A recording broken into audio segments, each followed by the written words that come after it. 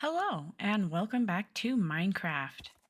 We're starting today's episode off with an adventure. We're going to go find those trail ruins that we found early on in the series. Didn't take us too long to get here. Let me get something set up so we have a place to stay and rest our head, and then we're going to get started excavating. All right, so I got us a little bit of a setup here. We have a little tiny cabin here. I just used the birch that was here, as well as some of the grass that I picked up. Placed some of the flowers on top just as like a little extra touch. Nothing too special. Added the lodestone so we can get back here if we need to, and it'll be faster to get here. And then I kind of marked out where I want to start digging for this place. We also got muskeg hooked up over here so that he doesn't wander off. And now it's time to get excavating, and the first thing that I can see is one suspicious gravel here. Looks like a dye. I think with the bundles, even stuff like the dyes that we're going to find and the single panes of glass, and I think candles, those will be really useful because we can stack them up in the bundles. And I've got a bunch of bundles, so we'll be able to take a lot home with us. I think it'll be really useful. Before I start digging, let me make an iron shovel because I think my efficiency diamond shovel will tear through a lot of the suspicious gravel, and we don't want to do that. So let's make something a little bit weaker.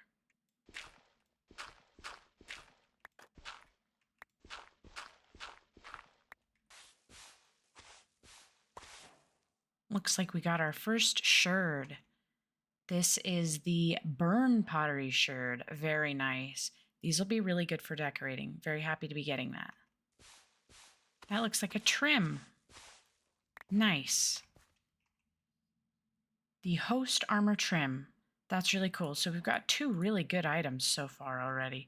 We're having some really good luck. The other good part of excavating is that I'm finding resources while I'm doing it. I already got some iron and some coal. I think I'll definitely be picking those up as we're clearing this thing out. Any copper that I find, I'll probably leave because that's not nearly as important. I've never excavated this structure before, so don't really know what to expect as we continue down. Some other parts of the structure are definitely starting to appear now. Always happy to have a candle.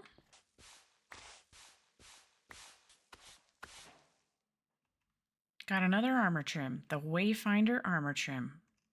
That's pretty good. There were a lot of suspicious spots in this little area. This structure is definitely a lot different than the other one that I've dug out in a previous playthrough.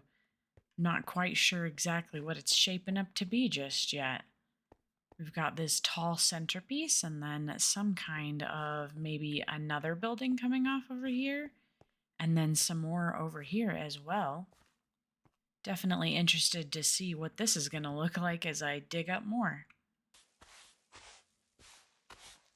This side of this structure is definitely shaping up to be interesting. There's some kind of area down here as well. That's pretty cool. Wheat seeds has to be the worst possible thing you can get. That is kind of hilarious. Another sherd. This one is the sheaf pottery sherd. Very interesting. And a single gold nugget. Not super useful, but definitely something that we can put in a bundle and bring home.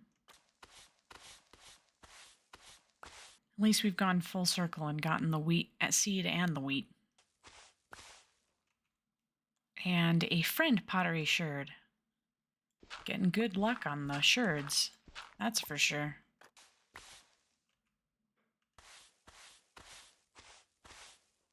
Heartbreak pottery sherd. I think that's our fourth one. I haven't really done a lot of work with the trail ruins, so I'm not quite sure how much unique loot is here. Didn't realize you could get 4 different sherds. I'm sure not complaining.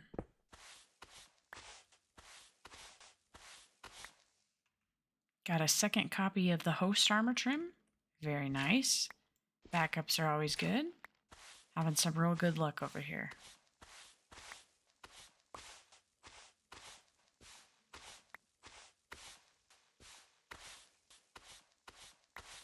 Howl pottery sherd. So a fifth one already. Wow.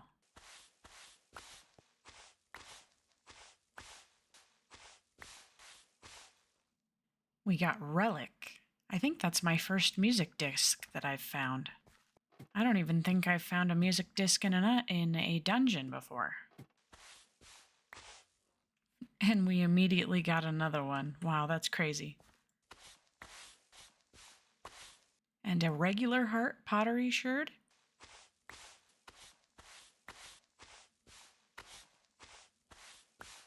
Back-to-back wooden hose. Amazing.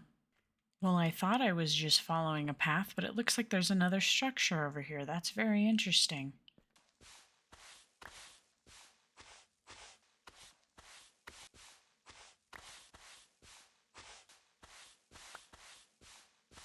I'm starting to become convinced that this goes on forever. We've got a structure here, a structure here, maybe something here. Yep, something here, and then something on this side. Sheesh. And it looks like it keeps going as well. That's kind of crazy. I didn't realize these could be this huge. Okay, it looks like it finally ended, and so now I can start to excavate these little areas and see what these are. We'll start over here because this one has a ton of suspicious gravel. A lead, very nice. A clay block, we're not hurting for those, but still kind of nice. And another sherd. This one is another howl. Beet seeds, looks like white dye, and a flower pot. And we're all full on inventory, so I'll be right back. Whatever part of the structure this has got a lot of the suspicious gravel in it. This is the 8th that I'm working on now, and there's a 9th one right there. And it's just a little tiny little thing so far. So it looks like we got the sheaf and the burn again. So maybe there's, I'm guessing maybe 6 different sherds that you can get from these structures. So this looks like it was some kind of a well or something like that. Had 9 pieces of gravel in it. That's crazy. And we broke our first brush. Wow. We found the shaper armor trim. I feel like I'm learning a lot about these structures here. It feels like there's a lot more loot in them than I remember. And I'm not sure if they've adjusted that or maybe I just didn't know. Probably more likely I just didn't know.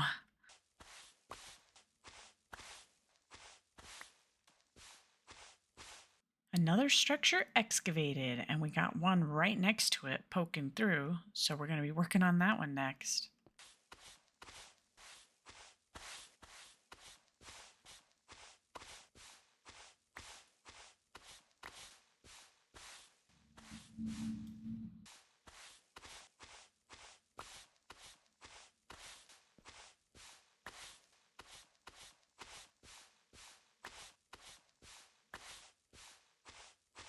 Okay, I think this street is done. It looks like we've got like a connected building here. And then this smaller building over here with the grindstone in it, and then some kind of a well. So this was a really long street here. Very interesting. Also looks like the street extends this way, so we'll have to check this out and see if it goes anywhere. All right, I think it stops there. I'm going to have a quick glance around and see if that's everything. Let's do a quick little glance around before we go so you guys can see what this structure looks like. Here's what it's looking like from above. It's quite tall. And then we'll go ahead and we'll head down here. So there's this main tower here. Kind of looks like it was some kind of like central area maybe, because the pathway extends that way and that way. So it kind of looks like some kind of main central building maybe. And it goes over into here where we've got like a loom station, and there was some kind of a building here. Looks like the roof might have collapsed in here. Some of the wall might have collapsed in here. We have some kind of a structure here. I'm not entirely sure what this is. Maybe this was part of the roof or a panel on the roof. I'm not sure. This one's very destroyed. And then over here we have this little structure. Seems like kind of a simple building with a cauldron. Looks like maybe the floor collapsed in, or maybe there was like some kind of water or something down here. I'm not sure. And then, of course, we've already kind of toured that street. And that seems to be pretty much it. This structure was a lot more interesting than the other one that I have done. I'm not sure if they all have names or anything like that, but this one was pretty cool. And I also feel like I got really good drops from the suspicious gravel here. We'll go up and we'll look at that. So I saved aside all of the stuff that we got from the gravel in here, and this is what we got that I thought was worth noticing. We got 4 host armor trims, a wayfinder armor trim, the shaper armor trim, and then a bunch of sherds. We got the sheaf, friend, heartbreak, howl, heart, and burn pottery sherds. We got quite a few of some of them. That's pretty awesome. We also got a handful of dyes. I know that normally dyes aren't something that people are too excited to get, but I'm pretty excited to get it because I'm still pretty early game. I consider myself, anyways. I don't have like massive mega farms set up for everything. I also think the flower pots are good because I can decorate with them. Little bits of stained glass, those are easy to carry in the bundles, so I'm going to take those home with me. And then, of course, a handful of candles. I find candles are really good for decorating, so I'm pretty happy to get those. I got 1 emerald, 2 relic discs, and then, of course, here's our compass that leads us back here. Now, I do have the coordinates for another ruins, and it's a different structure than this one, and it's somewhere over there. But I don't think we're going to do that today because this one took quite a while. I'm actually quite impressed with how large this structure was. I think we're going to pack up everything that we can carry and head on home. Okay, so I think I got everything. I'm leaving behind some of these supplies in case we come back and want to do anything here. I have a lot of stone that I can come pick up if I ever need any extra stone. I know I have plenty at home, so I'm not going to worry too much about it. I cleared out all of my grass and my dirt. I'm going to be bringing that home. I just have some odd bits in here. None of this is super important. I know that gravel can be used to make concrete and stuff like that, but I have, I think, an entire double chest full at home, so I'm not going to worry about bringing that home right now. And everything else, I think, is stuff that I can get easily at home, so I'm not too worried about it. In my inventory, I've got some extra grass, the coal, some stone, both of the music discs. I've got some bits and bobs in here, some bits and bobs in here, and then all of our loot that we had gotten from here is in here. So all of the dyes, the candles, the stained glass, the sherds, the armor trims, etc. All of that fit into one bundle. So I think that's really awesome. And that definitely saves us a ton of inventory space. But let's go ahead and get Muskeg, and we're going to head on home. Thank you for taking us on our journey, Muskeg. Check out our valuable chest now. Look at all of this stuff. I'm very curious, so if anybody knows in the comments, please let me know. Did they change the amount of stuff that comes from the trail ruins?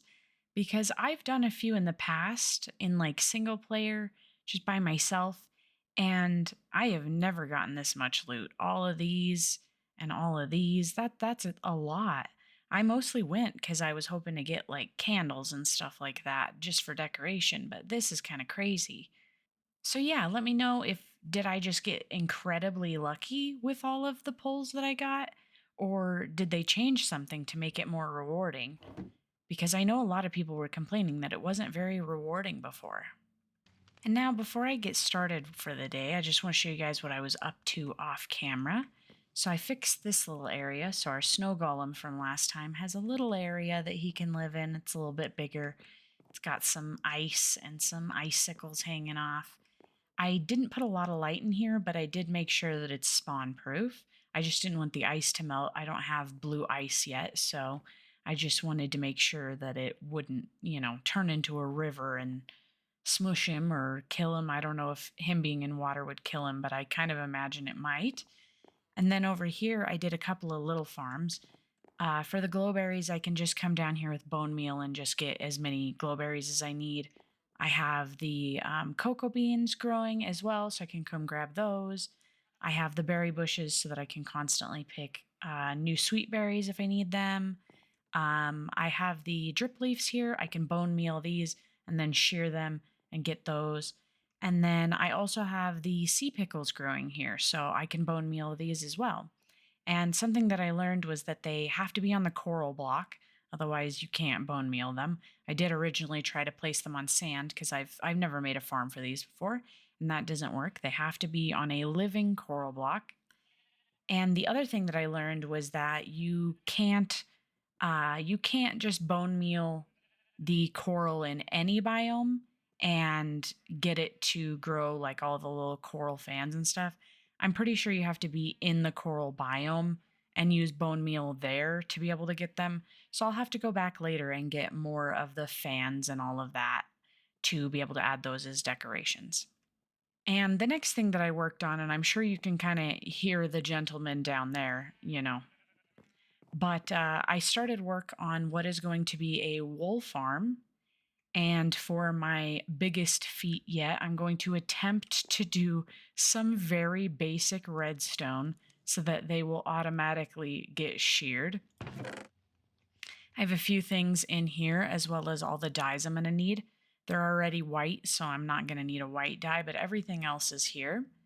Hopefully, I can figure out how to do this. I think it should be simple enough, but this may be a huge fail and I may end up having to look up a tutorial because I haven't done that yet. I'm just going to attempt redstone based off of what I have learned from watching other people's videos in the past. It's probably been a few months since I've seen somebody make something like this, so I don't fully remember, and I wasn't particularly paying attention with the intent to recreate. So this could go horribly wrong, but we're going to find out. All right, so I think we're going to start over here. And I think the first thing I need to do is pop a barrel down and then, nope, attempt to place this. There we go. Let's see if that's gonna work and put it in the, yes, it did. Okay. So I think there's that. Then I need the grass up here. And then I believe I need an observer to face this grass block because I think I'm trying to monitor the grass block so that when the sheep eats the grass block, it will hopefully then power the dispenser to use the shears on the sheep. Okay. Hopefully I'm getting this right. I don't know. This is, first time for everything.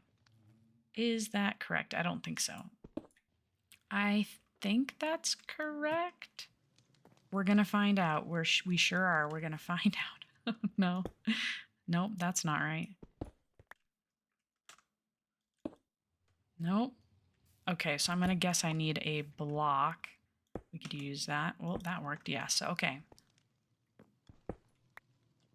And then I'll have to get a sheep in here and see if I can get it to do what it's supposed to. Let's see how bad this is about to be. This could be really, really cringy. It could be very embarrassing for me. Let me get a lead. Do I need hopper mine carts underneath here in order to be able to get the wool? Will it not catch it through there? I'm going to wait for him to eat and see what happens. Okay, so he ate and it did not shear him. So it didn't power it. Okay. So my guess here is that this little symbol on the back must be where the redstone signal comes out. So because that isn't connected to this, it's not going to power it. So something needs to be powered here to start that is my guess. And again, I'm probably wrong, but we're giving it a shot. Okay. Did he eat the grass again? I'm not quite sure. But I did notice that it doesn't look like the hopper is going to pick this up, which must mean that I need a hopper minecart. because it doesn't look like it's picking that up. Yeah, it's not picking that up. All right. So I'm going to need to do something different there. Okay. But I've learned how to do this part, so that's not too bad, and we'll get to see if it continues to do that. Seems like it is.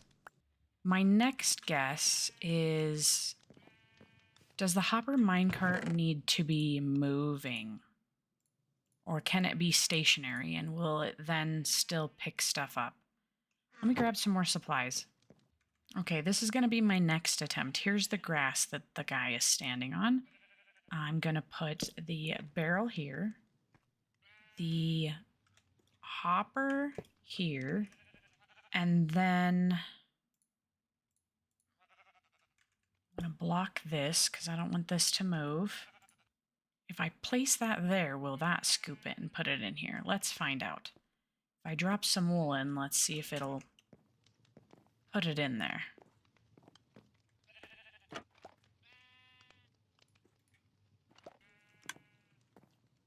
Did something.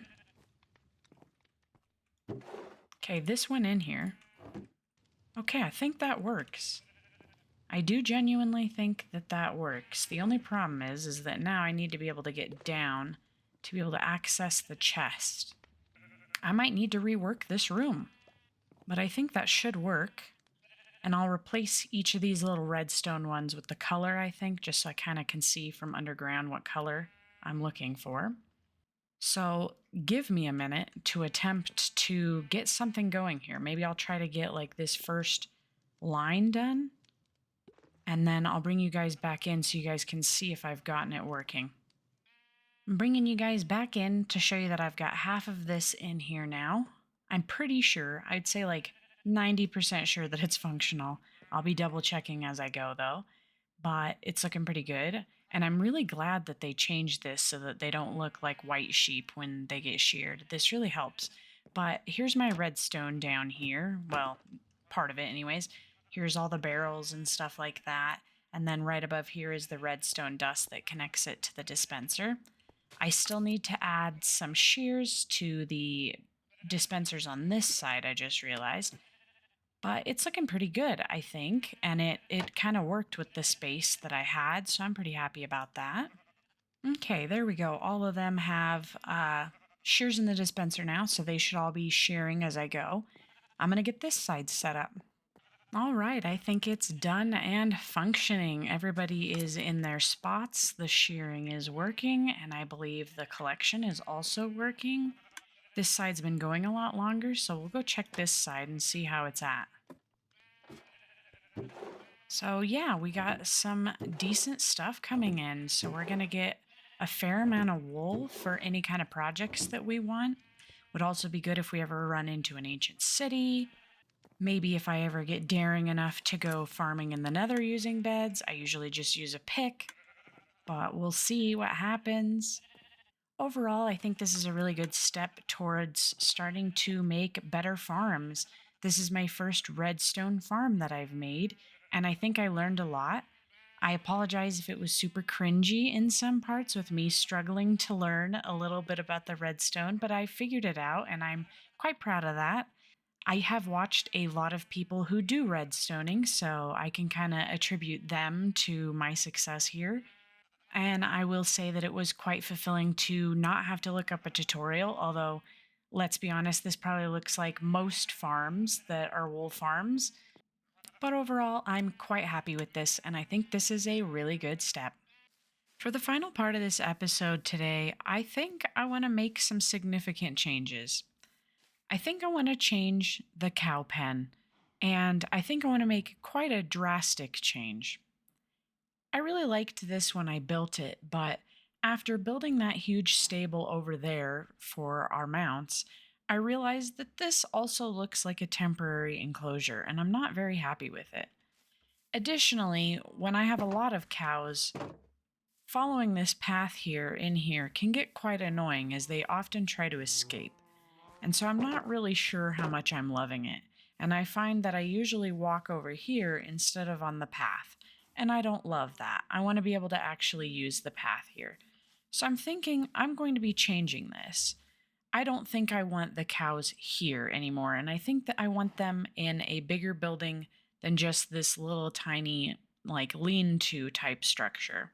I want them in an actual barn.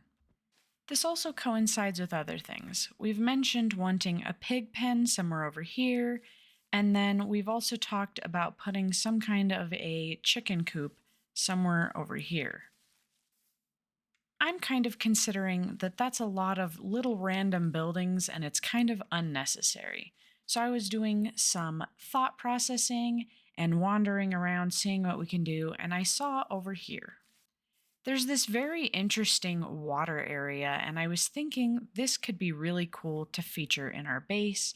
And then also, maybe over here, we could fit an actual barn structure for all of the animals rather than having them spread out all over the place. This will also give us the opportunity to reclaim some of this land right here so we can maybe build something else here, and so that I can finally actually use the intended path that's set here. As with any project, I'm going to go ahead and start off by clearing the area and getting the terrain sorted.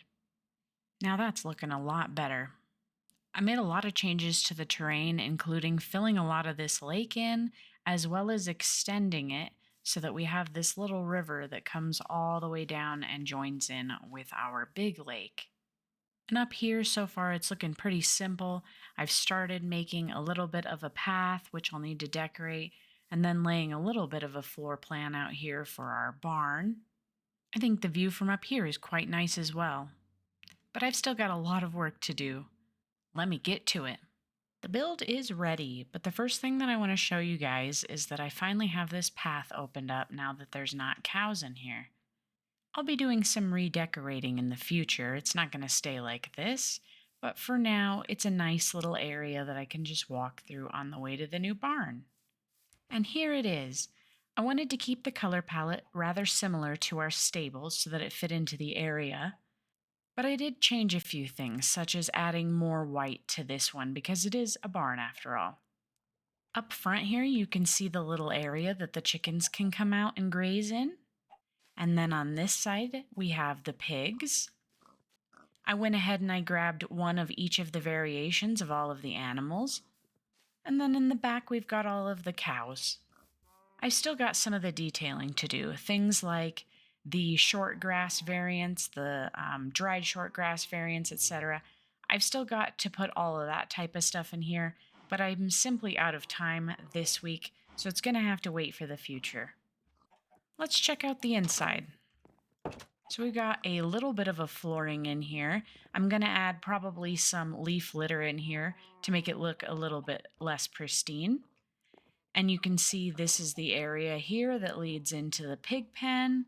And then we've got the cow pen and, of course, our chickens.